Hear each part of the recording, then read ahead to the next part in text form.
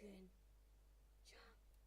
Cam Studio ile kayıt nasıl yapabileceğinizi göstereceğim. İlk olarak Cam Studio adlı programımıza giriyoruz.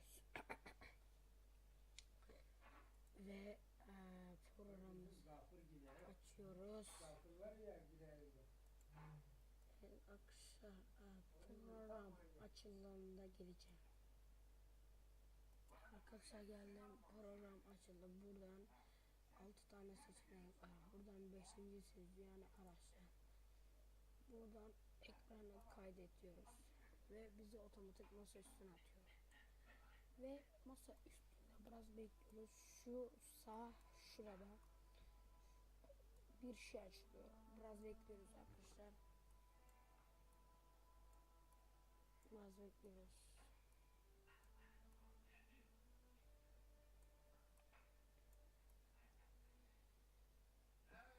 Bekliyoruz arkadaşlar.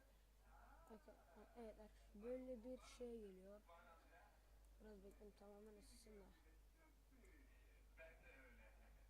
Arkadaşlar şimdi buradan size ayarları ilk olarak arkadaşlar bunu 1680 ve 1080 yapıyoruz arkadaşlar. Ondan sonra ise mikrofonunuz varsa şunu ya böyle kapanmış oluyor arkadaşlar.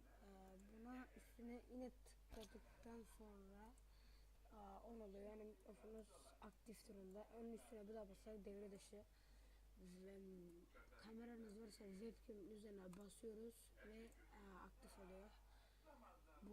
Bu size sağsa bunu sol tarafa alıyoruz. Buradan kaydetmek istiyorsanız arkadaşlar rest tuşuna basarak kayıtta başlayabilirsiniz. Beni izlediğiniz için teşekkür ederim. Abone olmayı ve like atmayı unutmayın. Bir sonraki videoda görüşmek üzere. Bay bay.